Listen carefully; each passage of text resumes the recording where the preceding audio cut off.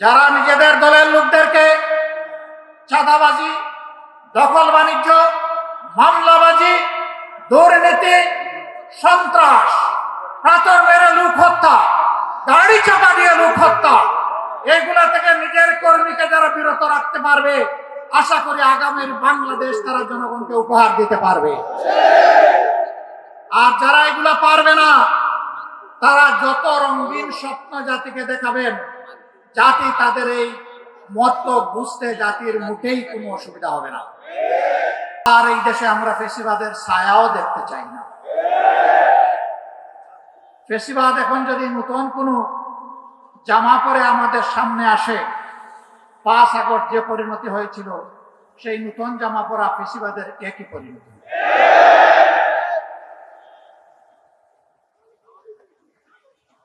বহু ত্যাগ এবং কোরবানির পর এই যে এখানে আপনারা যারা বসে আছেন, আমি বিশ্বাস করি তার কমপক্ষে 40 ভাগ মানুষ বিগত 3টি নির্বাচনে আপনারা ভোট দিতে পারেন নাই। শুধু তা না, জীবনেও একবার ভোট দিতে পারেন নাই। এই ভোট যারা কেড়ে নিয়েছিল তাদের নাম হচ্ছে ভোট ডাকাত। আপনারা কি নতুন কোন ভোট ডাকাত দেখতে চান? আমরা নতুন কোন ভোট ডাকাত দেখতে চাই না। এই 40 ভাগ যুবক আপনাদের হাত ধরেই বিপ্লব হয়েছে, অভ্যুত্থান হয়েছে, যার কারণে আজকে এখানে দাঁড়িয়ে কথা বলতে পারছি। আপনাদেরকে সেলিউট। আজকে আপনাদের শেষ হয়ে গিয়েছে। আপনারা যে দুঃশাসন আর দুর্নীতির বিরুদ্ধে, যে বৈষম্যের বিরুদ্ধে রাস্তায় নেমে স্লোগান দিয়েছিলেন, উই ওয়ান্ট জাস্টিস, সেই ন্যায় বিচার কায়েম না হওয়া পর্যন্ত আপনারা কি ঘরে ফিরে যাবেন? অতএব ন্যায় বিচার যাদের হাতে নিশ্চিত হবে, আমরা আপনাদেরকে আহ্বান জানাবো, আমরা সবাই মিলে তাদের সঙ্গী হব ইনশাআল্লাহ। প্রিয় ভাইরা, আমি কারো সমালোচনার দিকে যেতে চাই না। কেন চাই না জানেন? আমি যখন ডান দিকে, বাম দিকে, সামনে, পিছনে চোখ মেলে তাকাই, তখন অন্তত ছোট্ট একটা জায়গাতে গিয়ে শান্তি পাই।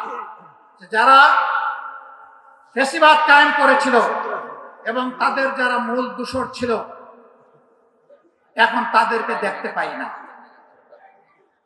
এখন আছেন তারা যারা ফ্যাসিবাদের জাতাকলে পিষ্ট হয়েছিলেন।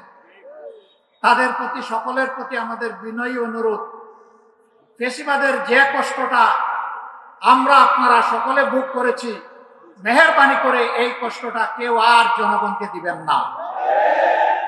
কিন্তু এখনো দিচ্ছেন। আমরা দেখতে চাই এগুলো বন্ধ হচ্ছে।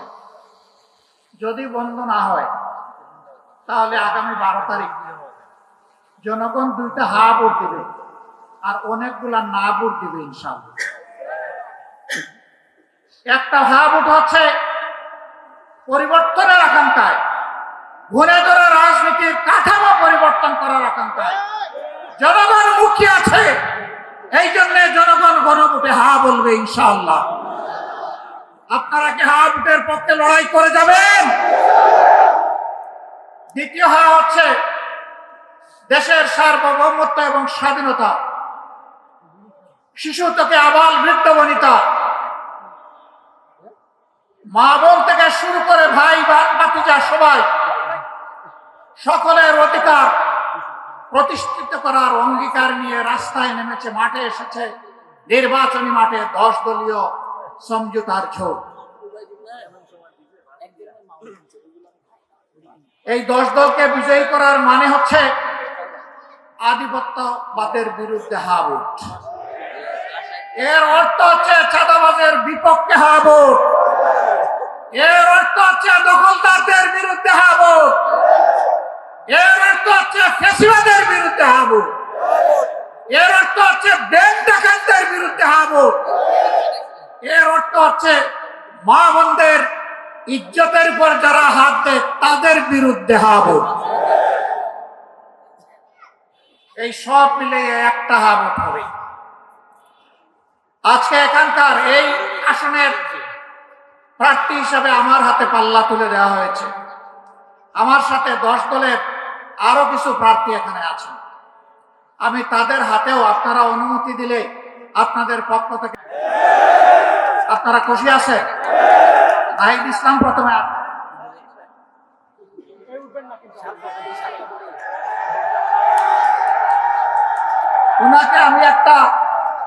উনাকে আমি একটা সমন্বিত প্রতীক ওনার হাতে তুলে দিচ্ছি।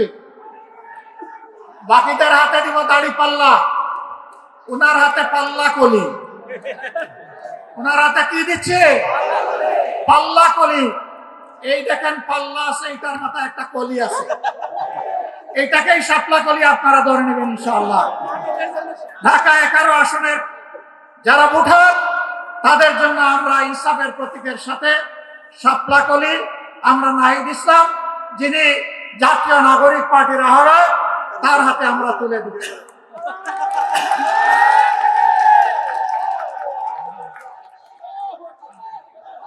এটি ঢাকা 11 আসন। এবার ঢাকা 12 আসন। ঢাকা 12 আসনে বাংলাদেশ ইসলামী ছাত্র শিবিরের সাবেক কেন্দ্রীয় সভাপতি, বাংলাদেশ জামাতে ইসলামীর কেন্দ্রীয় নির্বাহী পরিষদের সম্মানিত সদস্য জনাব সাইফুল আলম খান মিলন, তার হাতে আমরা পাল্লা তুলে দিলাম।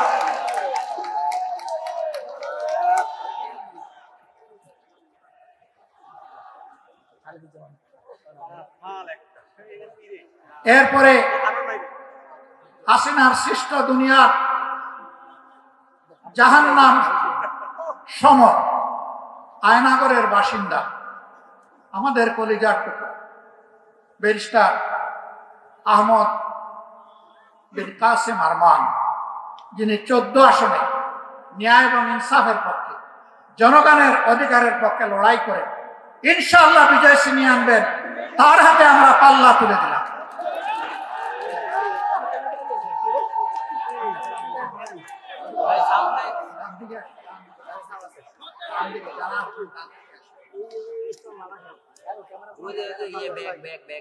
এরপরে পার্শ্ববর্তী আসন ঢাকা 16 আসনে সেনাবাহিনীর সাবেক একজন কর্মকর্তা কর্নেল জনাব আব্দুল বাতিল সাহেবের হাতে আমরা ইনসাফের প্রতীক দাড়ি পাল্লা তুলে দিচ্ছি। এই আশায় এবং এই আহ্বানে 16 নম্বর আসনে ভোটাররা ইনশাআল্লাহ বিপুল ভোটে দাড়ি পাল্লাকে বিজয়ী করবেন ইনশাআল্লাহ।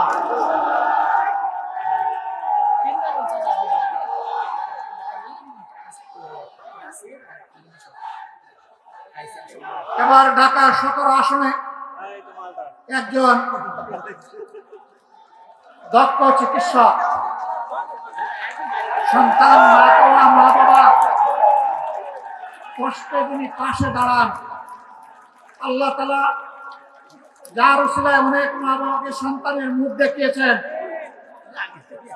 আজীবন যিনি একজন সমাজসেবক, আমি বলি যে ওর রক্তে সমাজসেবার নেশা। আমরা সেই সফল চিকিৎসক খালেদুজ্জামানের হাতে এবার তিনি ঢাকা 17 আসন থেকে লড়ে ইনশাআল্লাহ বিজয় ছিনিয়ে আনবেন।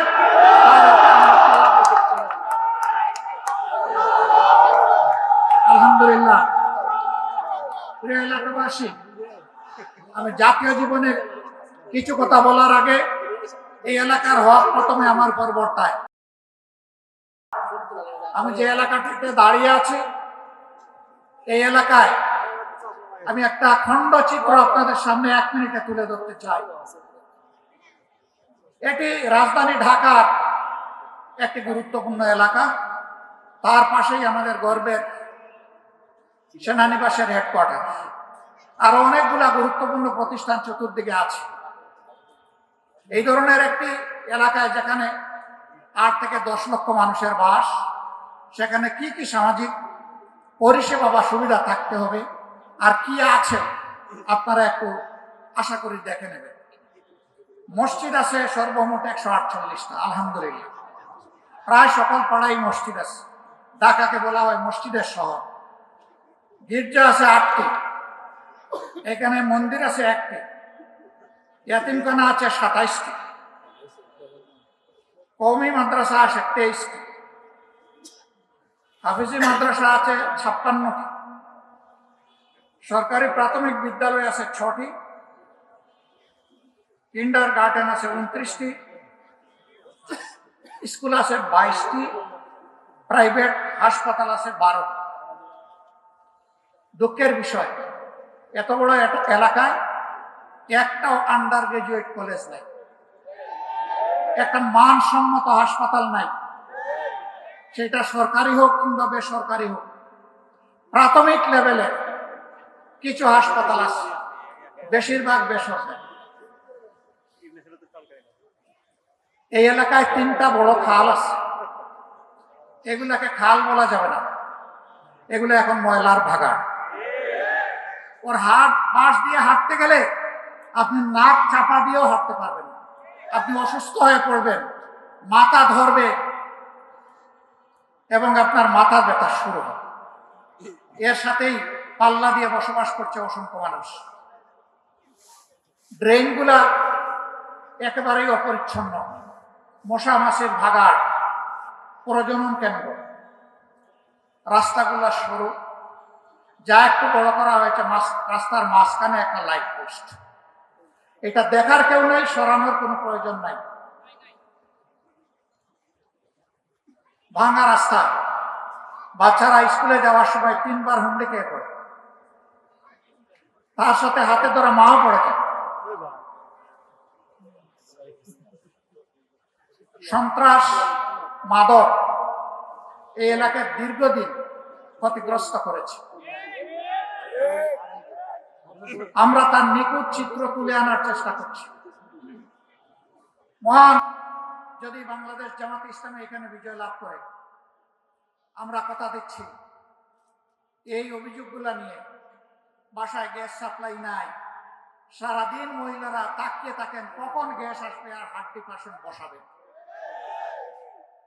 আমরা আপনাদেরকে কথা দিচ্ছি, আপনাদেরকে সাথে নিয়ে, আপনাদের পাশে দাঁড়িয়ে ইনশাল্লাহ এই সমস্ত সমস্যার সমাধান আমরা করব। যেটা পারবো না, কেন পারছি না, যেটা দেরি হচ্ছে, কেন দেরি হচ্ছে, এটা জানানোর দায়িত্ব আপনাদের, আমাদের, আর জানার অধিকার আপনাদের। আমরা তা আপনাদের সামনে স্পষ্ট করব। এই এলাকার জন্য মানসম্মত হাসপাতাল এবং শিক্ষা প্রতিষ্ঠান ইনশাল্লাহ গড়ে তোলা হবে। মণিপুর হাই স্কুল সারা দেশের মধ্যে শ্রেষ্ঠ হাই স্কুলে পরিণত হয়েছিল। ফেসিবাদের কবলে পড়ে এই হাই স্কুলের কি হয়েছে আপনারা তার সাক্ষী। আমরা শুধু মণিপুর হাই স্কুল না, এরকম যতটা শিক্ষা প্রতিষ্ঠান আছে সবগুলাকে আমরা দেশের শ্রেষ্ঠ মানে আনার চেষ্টা করব। শুধু দেশ নয়, এই শিক্ষা প্রতিষ্ঠানগুলোতে কিভাবে বিশ্বমানে শিক্ষাদান নিশ্চিত করা যায় তার জন্য আমরা সর্বাত্মক চেষ্টা চালাবো ইনশাআল্লাহ। বাকি সমস্যাগুলো আপনাদেরকে সাথে নিয়ে আমরা সমাধান করব। প্রিয় দেশবাসী, আমি আজ আপনাদের সামনে দাঁড়িয়েছি বাংলাদেশ জামাত ইসলামের আমির হিসাবে না, আমি দাঁড়িয়েছি স্বাধীনতার 54 বছরে দফায় দফায় স্বৈর শাসনের কবলে পড়ে যে মানুষগুলা তাদের আপনজনকে হারিয়েছে, আমি তাদের একজন হয়ে আপনাদের সামনে দাঁড়িয়েছি। আমি আপনাদের সামনে দাঁড়িয়েছি যেই মানুষগুলা গুমের শিকার হয়েছে, সেই মানুষগুলা দুটি পরিবারের হয়ে। আমি আপনাদের সামনে দাঁড়িয়েছি ওই শিশুর হয়ে, গরিবের ঘরে জন্ম নেওয়ার কারণে দ্বার কপালে শিক্ষা জুটে না, পথ হারিয়ে সে এক পর্যায়ে অন্ধকার জগতে, অন্ধকার গলিতে ঢুকে যায়। আমি সেই সুবিধা বঞ্চিত শিশুর পক্ষ হয়ে এখানে দাঁড়িয়েছি। আমি দাঁড়িয়েছি রাস্তাঘাট পরিচ্ছন্নতার কাজে যে সমস্ত কর্মীরা রক্ত পানি করা, ঘাম ঝরা, কিন্তু তারা তাদের শ্রমের ন্যায্য পাওনাটা পান না, সমাজ তাদেরকে সম্মানের চোখে দেখে না, আমি তাদের সম্মান ফিরিয়ে দেওয়ার জন্য এখানে দাঁড়িয়েছি। আমি দাঁড়িয়েছি ওই সমস্ত শ্রমিক সমাজের জন্য, আমার ভাই বোনদের জন্য, গার্মেন্টস শ্রমিক থেকে শুরু করে যত পর্যায়ে শ্রমিক অঙ্গন আছে, যাদের উপর বৈষম্য করা হয়, অবিচার করা হয়, তাদের একজন হয়ে তাদের অধিকার প্রতিষ্ঠার জন্য দায়িত্ব নিয়ে আমি এখানে দাঁড়িয়েছি। চা বাগানের শ্রমিকরা যুগ যুগ ধরে দুইটা বড় নিয়ামত থেকে তারা বঞ্চিত, একটা শিক্ষার আলো আর একটা স্বাস্থ্য সেবার অধিকার। এই দুইটা থেকে তারা যুগ যুগ ধরে বঞ্চিত। আমি দাঁড়িয়েছি তাদের হয়ে। আমি দাঁড়িয়েছি বিগত দুঃশাসনের সময় স্টক মার্কেট লুট হয়ে যেই সমস্ত মানুষরা নিহত হয়েছেন, আত্মহত্যা করেছেন, সেই দুটি পরিবারের পক্ষে বিচার চাইতে আমি আপনাদের সামনে দাঁড়িয়েছি। প্রিয় দেশবাসী, আমি দাঁড়িয়েছি ব্যাংকগুলো লুট করে আজকে লক্ষ গ্রাহকের, কোটি গ্রাহকের টাকা যারা চুরি করে বিদেশে পালিয়েছে অথবা বর্তমানে কারাগারে আছে, তাদের কারণে আজকে যাদের জীবন তছনছ হয়ে গিয়েছে, আমি তাদের হয়ে আপনাদের সামনে দাঁড়িয়েছি।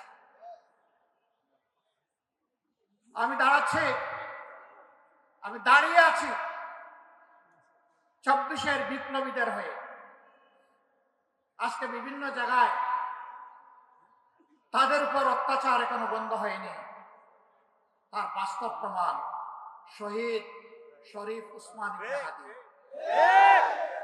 তার কণ্ঠ ছিল আধিপত্যবাদের বিরুদ্ধে, কণ্ঠ ছিল চাঁদাবাজদের বিরুদ্ধে, কণ্ঠ ছিল দুর্নীতিবাজদের বিরুদ্ধে, কণ্ঠ ছিল যুবকদের প্রত্যাশার একটা বাংলাদেশ গড়ার পক্ষে।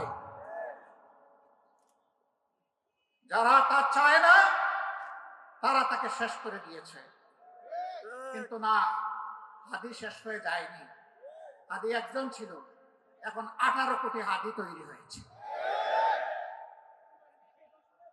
18 কোটি হাদি, 18 কোটি মানুষের অন্তরে হাদি এখন শ্রদ্ধার বিপ্লবের আসন সে দখল করে নিয়েছে। এই হাদির রক্ত থেকে এখন লক্ষ নয় কোটি হাদি তৈরি হয়েছে। হাদি, তোমাকে আমরা কথা দিচ্ছি ভাই, তোমার রূহ তার সাক্ষী থাকুক। তুমি যে স্বপ্ন নিয়ে লড়াই করতে নেমেছিলে, এই স্বপ্ন বাস্তবায়ন না হওয়া পর্যন্ত আমরা লড়াই থামাবো না। আমরা আমাদের যুবকদেরকে, আমাদের তরুণ তরুণীদেরকে প্রফেশনাল শিক্ষা দিতে চাই। আমরা তাদেরকে নৈতিক শিক্ষা দিতে চাই, যেই শিক্ষা প্রত্যেকটি নাগরিককে দেশপ্রেমিক হতে শিখাবে ইনশাআল্লাহ। স্বার্থপর হতে শিখাবে না, আত্মকেন্দ্রিক করবে না, সমাজের প্রতি দায়বদ্ধতা শিখাবে। সেই শিক্ষাটা আমরা তাদেরকে দিব ইনশাআল্লাহ। আর ওই শিক্ষা দিব যেটা সার্টিফিকেট তৈরি করে না, বরঞ্চ যেটা দক্ষতা তৈরি। সেই দক্ষতার হাত পড়ে তাদের হাতে বাংলাদেশ তুলে দেব। তাদের হাতে খয়রাতি কোনো অনুদান আমরা তুলে দিয়ে তাদেরকে অপমান করতে চাই না। আমাদের যুবক সমাজকে আমরা সম্মানিত করতে চাই। তারা দেশ গড়ার কাজে অংশ নেবে আর বুক ফুলিয়ে বলবে, আমি কারো অনুদানে নয়, বরঞ্চ আমি আল্লাহর দেওয়া সামর্থ্য অনুযায়ী আমার দেশকে আমি দিয়ে চলেছি, অবদান অব্যাহত রাখবো। এই দেশ গড়ার আমিও একজন নাগরিক এবং একজন কারিগর। আমরা ওই ধরনের কোনো কার্ডের ওয়াদা দিচ্ছি না। 2000 টাকা দিয়ে একটা পরিবারের কোনো কিছু সমাধান হবে? আমার ভাই নাহিদ ইসলাম বলেছে তাতে আবার ভাগ বসিয়ে দেওয়া হবে। খাজনা আগে, তারপরে অন্যটা। 2000-এর 1000 আমার খাজনা, আমাকে আগে দাও, তারপরে তোমারটা তুমি বুঝে নাও। তাও না, কাল্পনিক কিছু মানুষের চরিত্র একে তাদের হাতে তুলে দেওয়া হবে, সরকারের হাতে তুলে দেওয়া হবে, বেকারের হাতে নয়। এই বৈষম্যগুলাকে আমরা দেখতে পাইনি। টাকা কোত্থেকে আসবে? টাকার সোর্স তো জনগণ। এটা তো আমাদের কারো টাকা না, জনগণের ট্যাক্সের টাকায় দেশ চলে। ট্যাক্সের বাইরে কিন্তু একটা বেসরকারি ট্যাক্স আছে প্রত্যেকটা মুদির দোকানে, রাস্তাঘাটে, হকারের কাছে, এমনকি রাস্তার পাশে বসে যে ভাই বোনটি ভিক্ষা করে তার কাছ থেকে একটা ট্যাক্স নেওয়া হয়। ওই ট্যাক্সের টাকা আমরা আমাদের জনগণের হাতে তুলে দিতে চাই না। না শুধু তাই না, ওই ট্যাক্স বন্ধ করে দেওয়া হবে ইনশাআল্লাহ। ওই ট্যাক্স নামের চাঁদাবাজি আর চলবে না। আমরা বাস্তব চিত্র দেখি, গাড়ি থেকে টাকা নিচ্ছে, বলে এটা কি? বলে এটা রাজনৈতিক যারা। আপনি কোন দলের? একটা বলেন নাম দোপাস করে বলে দেয়। আবার কেউ নাম বলার আগে দেন নিয়ে টাকা, নামের কি দরকার আপনার? আমি কারে টাকা দিচ্ছি এটা আমার জানতে হবে না? বাপটা এমন যে আজকে জানার দরকার নাই, হাসরের দিন জানবে। সম্মানিত ভাইরা, আমরা ঘোষণা করেছি চাঁদা আমরা নিব না এবং চাঁদা কাউকে নিতে দিব না ইনশাআল্লাহ। আমরা বলেছি দুর্নীতি আমরা করব না এবং দুর্নীতি কাউকে করতেও দেব। আমরা বলেছি ইনসাফ প্রত্যেকের জন্য জাতি ধর্ম দল নির্বিশেষে নিশ্চিত করা হবে।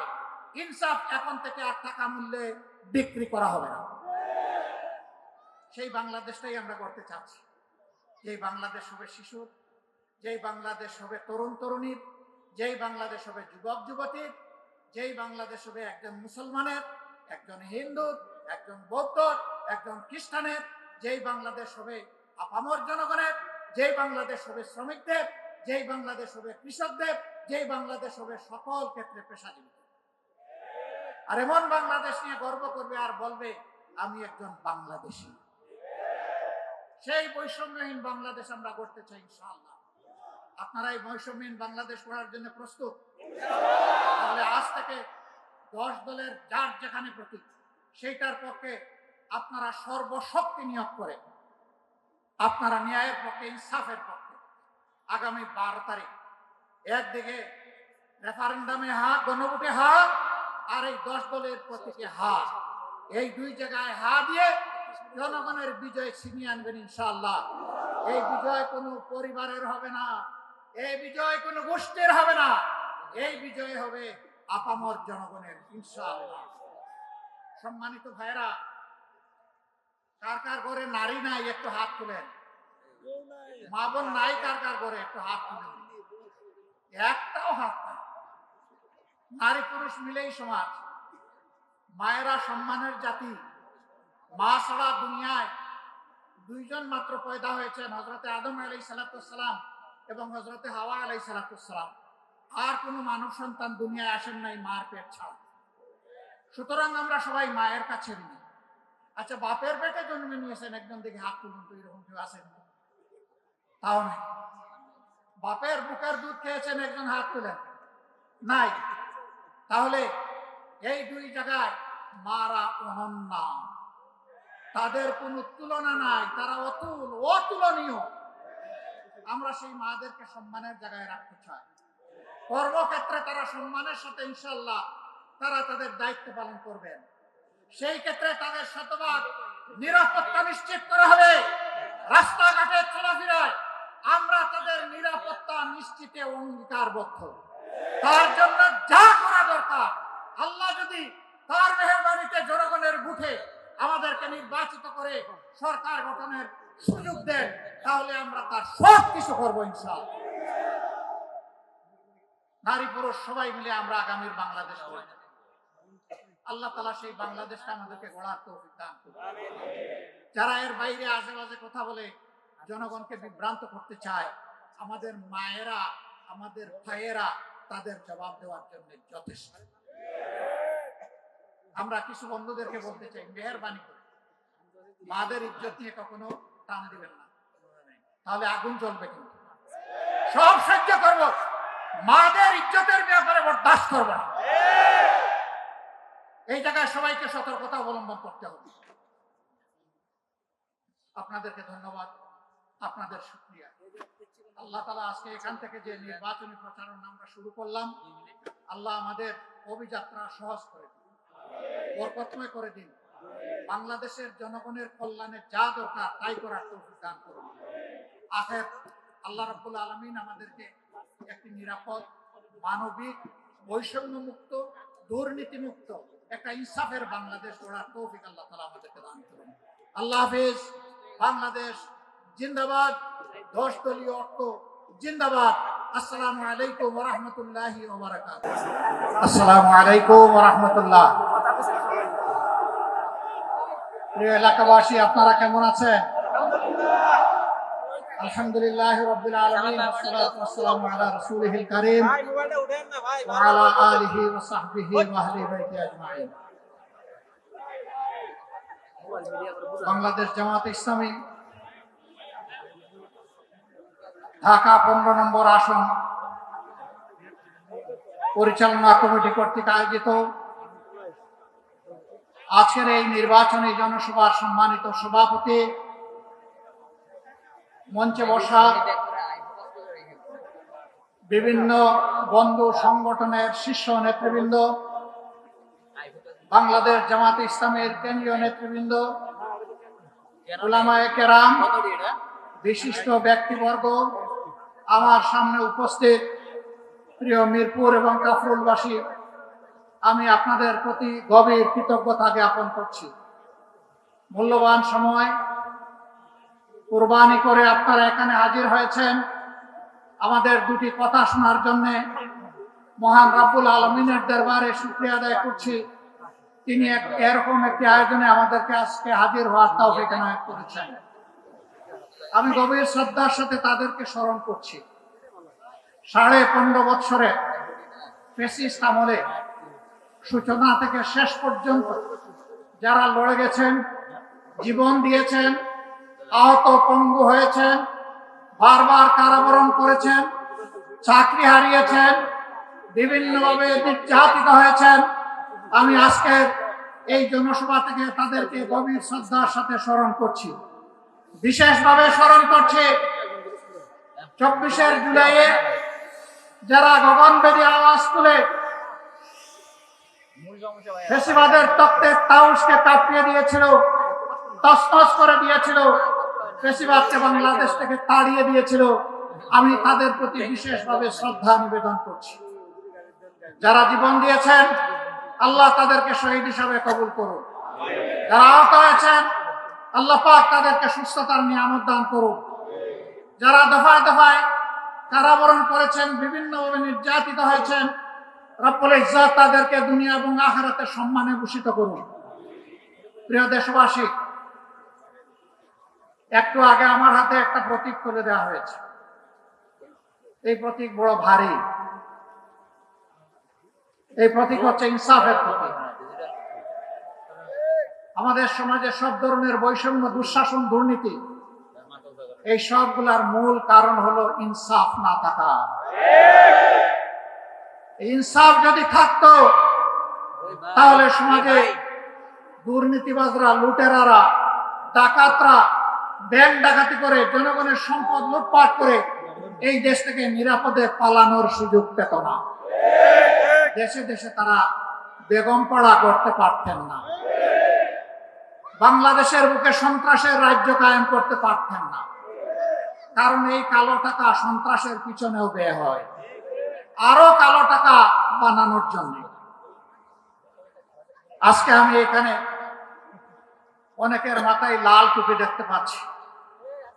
এই লাল টুপিগুলো 15.5 বছরে রক্তে লাল বাংলাদেশের করুণ চিত্র। সারা বাংলাদেশ ফ্যাসিবাদের কবলে পড়ে ছোপ ছোপ রক্ত আর খাড়ি খাড়ি লাশের দেশে পরিণত হয়েছিল। বহু মা তার সন্তান হারিয়েছেন, বহু বোন তার স্বামী হারিয়ে বিধবা হয়েছেন, বহু কচি শিশু তাদের বাপ হারিয়ে এতিম হয়েছে।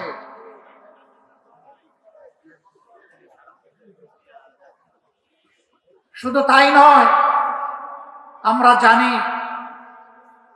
ইতিহাসের কলঙ্ক রচনা করে বাংলাদেশের জায়গায় জায়গায় আয়নাগর গড়ে তোলা হয়েছিল। আয়নাগরে থাকা মুসলিমরা এখানে আছেন, আপনাদের সামনে তারাও বক্তব্য রেখেছেন। সেনাবাহিনীর কর্মকর্তা হয়েও তিনি এই থাবা থেকে রক্ষা পাননি।